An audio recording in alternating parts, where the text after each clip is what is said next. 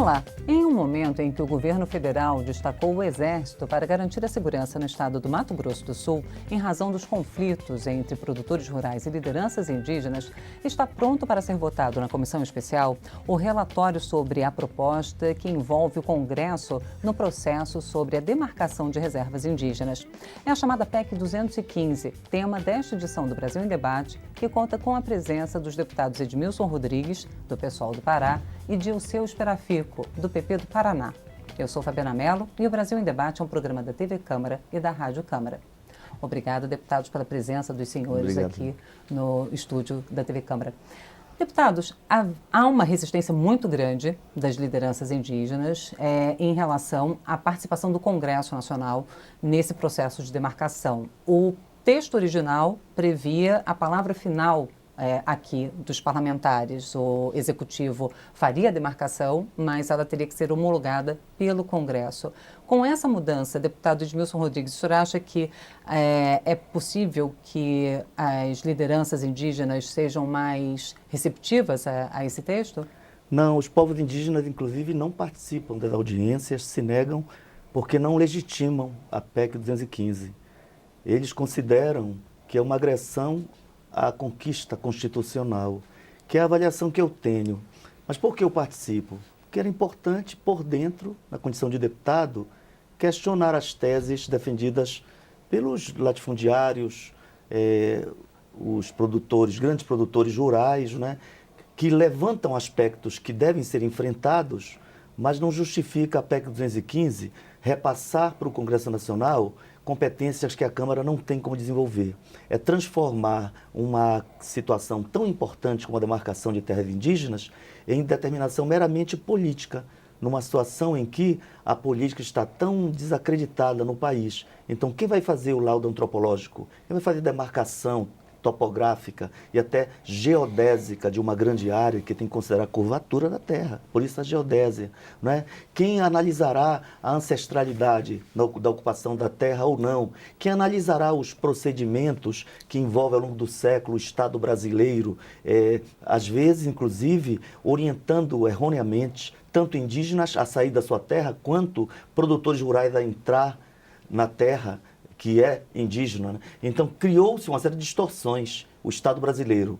Os produtores rurais levantam aspectos que são corretos, mas a PEC 215 não é necessária. Vou concluir esse primeiro raciocínio. O Senado enfrenta e a Câmara deverá enfrentar, porque é o Congresso, a PEC 71, que foi aprovada na Comissão de Constituição e Justiça do Senado já. Ela busca resolver um problema que é, digamos assim, correto, a buscar a solução. Nem todo produtor rural que ocupa a terra indígena entrou lá de má fé. Nem todos são criminosos, são grileiros.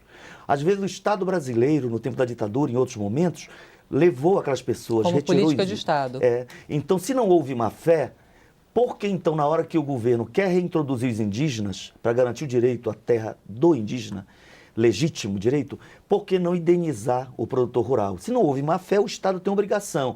Isso a PEC 71 resolve. E é um dos principais problemas argumentados na PEC 215. Por isso que eu acho que ela não é necessária. Obrigada, deputado Edmilson Rodrigues. Deputado Dirceu Esperafico, como responder a esses questionamentos? Olha, com certeza a PEC 215 é muito importante. A PEC, a outra citada, também é importante porque ela já dá um direcionamento para a indenização de alguma área que for litigiosa e que pode ser resolvido. Agora, o detalhe é o seguinte, nós estamos vivendo um momento no Brasil insustentável. É de norte a sul do Brasil que terras estão sendo invadidas com a alegação de serem áreas indígenas, laudos antropológicos duvidosos, e isso está deixando uma incerteza muito grande. A FUNAI se mostra indiferente a toda essa situação que está acontecendo no Brasil. O ministro da Justiça da mesma forma. Então eu acho que a entrada do Congresso Nacional é fundamental para que se possa levar essa solução para o Brasil. Nós não estamos querendo prejudicar os nossos irmãos indígenas. Nós queremos dar uma tranquilidade para o campo, tanto para o índio quanto para o agricultor. Desculpa, deputado Dirceu, só para pedir para o senhor complementar, o deputado Edmilson Rodrigues, ele levantou um questionamento, sendo aprovada a PEC 215, haveria então a demarcação, seria por projeto de lei de acordo com o relatório apresentado pelo relator deputado Osmar Serraglio na comissão especial. Agora, quem seria responsável, então, pela elaboração dos laudos? Bom, é exatamente, como a presidência da República que vai encaminhar o projeto de lei, evidentemente que os laudos serão feitos por antropólogos. A FUNAI é um órgão do governo federal, é parte do governo, automaticamente vai continuar fazendo. Mas aí, sendo um projeto de lei, a possibilidade dos representantes de todos os estados brasileiros, que são os deputados, os senadores que estão aqui, poderão arguir, poderão discutir, poderão convocar audiências públicas para dirimir qualquer dúvida que esteja até em cima de um laudo antropológico. O que nós não podemos continuar é nessa incerteza, porque a Constituinte de 88 falou que o governo federal tinha 5 anos para demarcar as áreas indígenas. E isso consta agora aqui na PEC 215 no relatório dos Osmar Serraglio. E também que todas as áreas que estavam ocupadas naquele momento por indígenas deveriam ser demarcadas num prazo de 5 anos. Se o governo falhou, não fez, não foi o atual governo, foram os governos passados, que está criando toda essa insegurança.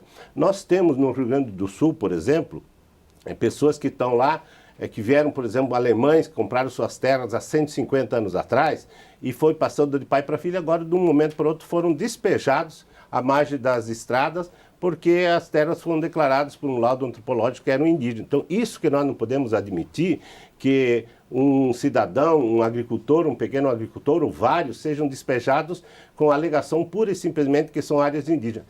Áreas onde não estão sendo ocupadas por índios. Então nós temos que ter cuidado com isso. Outro tema que nas 19 condicionantes do Supremo Tribunal Federal cita que uma dessas que tinha que respeitar a temporalidade, que seriam os 5 anos que os índios estivessem em cima das propriedades. E outro, que não poderiam ser ampliadas áreas já demarcadas. Por exemplo, no Maranhão, uma área lá na região de Amarantes, que já são 42 mil hectares de área demarcada. Agora, pegando cidades e milhares de agricultores, a FUNAI está querendo ampliar para 140 mil hectares, desalojando pura e simplesmente. E sabe qual é a base do raciocínio? É de que há muita terra para pouco índio. Não, isso não vem ao caso. Isso é uma falácia. Temos que ser sérios com as estatísticas. O IBGE é um órgão sério. O IBGE mostra que, na Amazônia, cada proprietário, médio ou grande proprietário rural, detém, em média, cerca de 5.200 hectares. Ou seja, 8 proprietários têm 42 mil hectares. Aí tem um povo com 10, 15 mil indígenas e os latifundiários insistem de que há laudo antropológico fajuta, não sério, e nunca se apresentou um laudo ou um antropólogo que esteja brincando de fazer laudo. Mas se nós formos olhar em área demarcada, hoje 11, quase 12% do território nacional já é demarcado para a área indígena. Enquanto que na agricultura brasileira, segura um minutinho, enquanto na agricultura brasileira apenas 8% está sendo explorado com grãos. Não, aí eu vou falar do IBGE de novo. Só um minutinho, deputado Edmilson, nós temos que analisar isso aí. Mas o que eu queria dizer, nós não queremos botar o índio na rua. O que tem o governo é que tem a possibilidade de assentar todos. Nós temos áreas sobrando no Brasil para que todos sejam assentados, colocados. Agora, nós não podemos permitir que um pequeno agricultor de 5, 6 hectares seja jogado à margem da estrada para colocar alguns índios. Agora, eu queria colocar uma questão para o senhor, deputado Edmilson. Deixa eu colocar uma coisa importante. Mas eu queria só complementar isso, para o senhor responder essa questão do pequeno agricultor também. O senhor colocou a questão do grande produtor, do latifundiário. Agora, o substitutivo coloca um recorte temporal, coloca a situação da promulgação da Constituição em outubro de 88. Então, aquelas terras, aquelas reservas que atendessem à condicionalidade no momento da promulgação da Constituição. Como fica a situação, como o deputado Dilceu falou, de pessoas cujas famílias compraram as terras 150 anos depois, há 150 anos, ou que atenderam, como o senhor disse, uma política de Estado, como reverter isso de uma hora para outra, como estabelecer um recorte temporal? Olha, esse recorte e definir 1988 o ano da promulgação da Constituição, como referência, é uma tentativa de inviabilizar. Mas está na Constituição brasileira. Querem dar um presente de um objeto que já pertence ao presenteado. O que nós queremos... Porque se fosse deixa eu concluir o para raciocínio. voltar ao Mas deixa eu momento concluir o original, se fosse para seria 1.500, então. Eu não tenho nenhum problema, que eu sou neto de um português com espanhol, uma indígena e uma negra. E eu amo os meus avós. Aliás, até herdo na política de um meu avô paterno. Então, não tenho nada contra os alemães citados por ele. Eu vi o Esquenta domingo, desculpe a propaganda aqui da Globo, sou até crítico à Globo. Levaram lá dançarinos ucranianos. Uma apresentadora tão genial, em nenhum momento eles brasileiros de origem ucraniana. São ucranianos, isso é bonito no Brasil. Agora, a violência contra os povos indígenas é expressão de ódio. Somente ano passado, segundo o CIMI, foram 70 assassinados a mando de latifundiários, como foi Simeão, há 4, 5 dias atrás, Vilhalva, no Mato Grosso do Sul, e vários feridos. Você imagina o que é? No sindicato dos ruralistas, 40 viaturas saem lotadas de gente armada e chega metralhando, matando lideranças indígenas. Então, ontem o próprio ministro da Justiça teve que enfrentar e exigir de uma fazendeira lá que não agitasse, que não pregasse a violência. Era condição para ele permanecer na reunião lá no Mato Grosso do Sul. Então, faz-se um discurso para justificar essa violência. Sabe quantos % do território brasileiro está nas mãos dos proprietários rurais? Eu desafio qualquer deputado ou cidadão brasileiro a negar o que eu estou falando. 37%. Com certeza. São mais de 300 milhões de quilômetros quadrados. Dos 800 e poucos milhões que compõem o território brasileiro. Mais de 200 estão nas mãos dos grandes proprietários. São 218 milhões. Ora, portanto, essa história de dizer que tem 8% do território nas mãos dos produtores não é, e não falei 12% isso. nas mãos dos indígenas, os indígenas são povos ancestrais e não estão pedindo favor. A Constituição Federal já definiu, é cláusula pétrea. Não é uma lei, uma PEC que vai mudar a decisão do poder constituinte que definiu como cláusula intocável, que é cláusula pétrea. As terras indígenas. Se um fazendeiro foi colocado de boa fé, não sendo na ditadura ou antes dela, 150 anos, não importa, o Estado brasileiro tem responsabilidade. Se ele é alemão ou ucraniano. Ou se é um brasileiro mesmo, certo, que ocupou, então é responsabilidade do Estado. Deputado. Da mesma forma, eu concluo, os indígenas que foram incentivados pelo Estado brasileiro há 10 anos, durante a ditadura de 64 ou antes disso, também têm direito a retornar à terra que é sua. É o que ocorre, inclusive, em parte do Mato Grosso do Sul. Terra do latifúndio, do agronegócio e da morte de indígenas que tentam sobreviver. Deputado Dilson Esperafico, o senhor vai ter o tempo para retrucar, mas vai ser dentro de alguns minutinhos, porque a gente precisa fazer um rápido intervalo. O Brasil em Debate volta já já, não saia daí.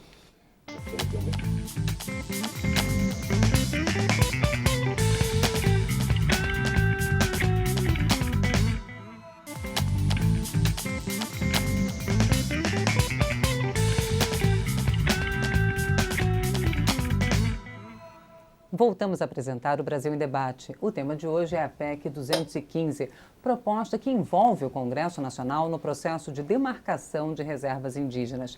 Eu sou Fabiana Mello e converso com os deputados Edmilson Rodrigues, do PSOL do Pará, e Dilson Esperafico, do PP do Paraná. Bom, deputado Dilson Esperafico, eu prometi agora, o senhor tem a oportunidade, então, de comentar as declarações do deputado. Não, exatamente. Por que é importante ter uma legislação clara? Para evitar exatamente esses conflitos que estão acontecendo. Se nós tivéssemos uma legislação clara que definia como que seria feito, que se o governo precisa de uma área, ele vai indenizar o produtor rural que está lá, estaria resolvido. Mas o governo não está fazendo isso. Então é por isso que nós precisamos ter uma legislação que obriga. Porque hoje o governo não faz a reintegração de posse que a justiça determina e assim por diante. Por exemplo, uma gleba no Maranhão que foi demarcada há 30 e poucos anos atrás para pequenos produtores rurais. Nesse momento, está o exército lá tirando esses agricultores, pedindo para onde quiser. Onde é que quiser. Vai para casa de um parente, eu não tenho dinheiro, coloco na beira da estrada para fazer a desintrusão. Então, ontem, isso aqui no plenário, foi falado muito claramente isso aí. Então, nós temos que achar uma solução, por isso que a PEC 215, a PEC do Senado também é importante, para que se tenha uma solução, para que nós não tenhamos amanhã uma guerra fratricida, porque ela está na iminência de acontecer. Só morre índio, deputado. Não morre índio, não. Lá no Rio Grande do Sul, há pouco tempo, 2 jovens foram assassinados pelos índios numa disputa de áreas que estavam lá, covardemente foram assassinados. Então, não é que morre só índio, morre de todo lado. Mas eu não quero que morra nem um índio e nem um agricultor. O que nós precisamos é achar uma solução. E a solução, o Supremo deu as 19 condicionantes, que se elas fossem respeitadas, não precisava nem a lei. Mas elas não são respeitadas. A FUNAI não respeita. Então nós precisamos claramente definir numa lei para que nós possamos realmente ter uma paz no campo. O pequeno agricultor não pode ser jogado na beira da estrada, principalmente aqueles que foram assentados pelo próprio governo. Agora o governo está colocando eles à margem da estrada. Agora, deputado, eu queria só colocar... Porque quem está na beira da estrada, toda a imprensa nacional e mundial mostra, são os povos indígenas. Agora, deputado, eu queria que o senhor comentasse o seguinte... Ou sem terra, que não tem nada a ver com o conflito indígena. Porque os senhores já repetiram esses dois argumentos. Agora, o deputado Dilceu Sparafico disse também no primeiro bloco que o Ministério da Justiça, que o ministro da Justiça e que a FUNAI não têm sido eficazes. Agora, as lideranças indígenas, deputado Edmilson Rodrigues, também protestam contra o atual governo, dizendo que ele não tem feito o trabalho dele nessa questão da demarcação. Então, qual o papel que o Congresso tem que assumir, deputado Edmilson Rodrigues, nessa questão? Se não for aprovar a PEC 215 ou a 71, se não for se envolver os parlamentares no processo, como fazer com que o Executivo resolva essa questão, para que o barril de pólvora não exploda? As leis estão bem azeitadas, há deficiência nos órgãos, aliás, em todas as áreas do Brasil, saúde, educação, comunicação, petróleo, tudo é verdade. O Brasil é uma república em crise. Agora, não é só na questão indígena, mas a FUNAI está frágil. O Ministério da Justiça está frágil, não dá importância à FUNAI, a importância estratégica que ela tem. Né? De modo que muitos problemas poderiam ser evitados se o Executivo cumprisse o seu papel. Mas há Ministério Público, há o Poder Judiciário aqui citado, o Supremo, para acompanhar. Raposa Serra do Sol foi o Supremo que decidiu, depois de questionamentos de várias autoridades latifundiárias, os arrozeiros que produziam lá, eram 7 produtores que queriam tomar terra de 35 mil indígenas. E o Supremo, felizmente, colocou alguns condicionantes, mas disse: a terra é dos povos indígenas. São 4 ou 5 etnias que habitam lá no estado de Roraima, fronteira com a Venezuela. Então não há nenhum caso de trabalhador rural expulso de terra indígena e colocado na estrada. Isso não é verdade. Olha, na minha região, no Paraná, na cidade de Guaíra, os indígenas vieram, inclusive, trazidos pela própria FUNAI do Paraguai para ocupar as terras de agricultores que estão lá há décadas. A desintrusão, quando a terra indígena é comprovada por laudos científicos e baseado na lei, o governo é obrigado a fazer desintrusão. Ao fazer a desintrusão, tem um pré-requisito, que é exatamente garantir terra alternativa. Isso ocorreu em vários estados, inclusive no Pará, inclusive em Amarante. Então, o INCRA desapropria uma terra, estabelece os lotes e transfere os intrusos para aquelas áreas, faz a desintrusão da área. Da mesma forma, latifundiários têm que ser retirados. Mas no caso de latifundiários de boa-fé, eu defendo a PEC 71. O cara foi levado pelo Estado brasileiro. Mas se é um latifundiário criminoso, como há muitos criminosos... Mas nós não estamos falando de criminosos. Grileiros de várias nacionalidades, até empresas estrangeiras, mas também muitos nacionais criminosos que se apropriam de terra da União, inclusive terra de indígena. Esses não merecem indenização. Mas no Pará tem funcionado. O senhor disse que em Amarante funcionou a desintrusão claro com que tem os de boa problemas, fé. porque tem que avançar. Agora eu queria que o deputado Dilceu Sparafico falasse. O senhor disse que no seu estado não tem funcionado assim. Como é que tem acontecido? Na cidade de Guaíra e Terra Roxa, agricultores que estão lá há mais de 50 anos, todos instalados. Não havia índios em 88, em 92, em 95. Agora começaram a aparecer índios. Inclusive, nós tivemos uma audiência pública há 15 dias lá com mais de 2.500 produtores, todos já em clima de guerra, porque eles não estão admitindo, porque já 8 propriedades rurais já foram invadidas, e os índios estão lá, já houve conflitos, não houve mortes ainda, não sei porquê, de ambos os lados está... Ou seja, o que está acontecendo lá é invasão, não é o processo de desintrusão. Se fosse uma desapropriação para instalar o índio... Não há ordem judicial, não há laudo ainda. Não há laudo, não há nada, e os índios estão invadindo. Isso é uma realidade. O conflito existe. Mas é por isso que nós todo dia na entrada da Câmara, conflito, gente querendo entrar, a segurança impedindo. E por isso que nós precisamos ter uma lei para que seja clara. O governo vai desapropriar e coloca lá o índio. Quando há conflito, vem a lei. O governo não cumpre as condicionantes. Se os laudos provarem que a terra é indígena... Edmilson, mas assim, nesse caso, como resolver? Se há um conflito, vamos ver, se a sua casa é invadida por alguém, você não pode impedir o conflito às vezes, mas se ele há leis para resolver. E há leis para resolver. Então, se indígenas reivindicam como sua terra, eles podem ou não ter razão. Pode ser que tenham saído lá pela repressão do Estado durante a ditadura, por exemplo, como aconteceu com vários povos. Não, calma. Mas se for comprovado que a terra é indígena, sabe o que vai ocorrer?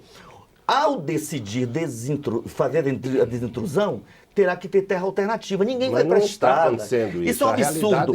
Esse discurso é para dizer que o trabalhador rural, o pequeno camponês, está indo para a estrada. Na verdade, o fundo desse discurso é para defender o grande latifúndio que já domina 37% do território. No Paraná. E produzem apenas não 8%, em 7%. Em apenas 7% a terra é produtiva, ou seja, é terra para desmatar, é produção extensiva, é uma cabeça de gado por vários hectares, enquanto em alguns países se produz, por exemplo, em 1 hectare até 20 cabeças de gado. Então, o Brasil realmente não há necessidade de matar índio, de tirar de terra indígena, porque não é esse o problema. Há terras demais para produtores pequenos, médios e grandes. Obrigada, deputada Edmilson. Para concluir, deputado de seus eu queria dizer o seguinte... Nós concordamos que o índio precisa ter o seu território. O problema é o seguinte, não podemos tirar o pequeno agricultor e deixar. Lá no oeste do Paraná, Edmilson, você pode ter certeza, pode conversar com todo mundo, não tem nenhuma grande propriedade no município de Guaíra e Terra Roxa e Palotina, onde estão querendo demarcar 11, 12 mil hectares. E não havia índios. Hoje já estão vindo do Paraguai, do Mato Grosso e outros, trazidos pela própria FUNAI. Isso que nós não queremos. Nós estamos gerando lá um conflito e nós precisamos de uma solução. Eu acho que se o governo quiser dar aquela terra para os indígenas, tem que chegar e comprar do agricultor, indenizá-lo e dar uma outra propriedade. E isso não está acontecendo. E pior, quando a justiça determina uma reintegração de posse, não é cumprida. Isso que nós estamos lamentando. E agora, quando lá no Maranhão foi determinado tirar os pequenos agricultores que haviam sido assentados pelo INCRA há 30 e poucos anos atrás, aí sim o Exército foi para cumprir a desintrusão. Agora, aonde que é a reintegração de posse legal, não pode fazer nada, porque é o índio, não se faz nada. Então é o seguinte, eu sou favorável à PEC 71 do Senado, sou favorável à PEC 215, porque vai dar uma possibilidade de deixar paz no campo entre índios e agricultores pequenos, médios e grandes. O direito de propriedade tem que ser respeitado. E se um cidadão recebeu do governo uma escritura legal há 20, 50 ou 150 anos atrás, ele tem o direito de propriedade, e o direito de propriedade também é constitucional e tem que ser respeitado. Agora eu quero deixar bem claro aqui, nós não somos contra o índio, não somos nem contra o agricultor. Nós queremos legalidade, queremos paz no campo e não está acontecendo isso hoje no Brasil. É uma verdadeira desordem, é um barril de pólvora que hoje ou amanhã nós vamos lamentar os fatos ocorridos. Isso é de norte a sul do Brasil, não é só no Mato Grosso do Sul. Mato Grosso do Sul é um ponto do iceberg que está por explodir. Eu acho que a PEC 215 é importante porque vai ajudar ao governo resolver o problema da demarcação das áreas indígenas. Bom, deputados, eu agradeço muitíssimo a presença de senhores aqui no Brasil em Debate. Vamos continuar acompanhando, então, o processo sobre a PEC 215. Muito obrigada. Eu conversei com os deputados Edmilson Rodrigues, do PSOL do Pará, e Dilceu Esperafico, do PP do Paraná. Obrigada também a você que nos acompanhou até agora. Lembrando, se você quiser conferir novamente esta ou as outras edições do Brasil em Debate, é só procurar na internet. O endereço é câmara.leg.br/Brasil em Debate, tudo junto. E se você quiser entrar em contato com a gente, ligue gratuitamente para o 0800 619 619. Eu sou Fabiana Mello, espero você em uma outra oportunidade. Até lá!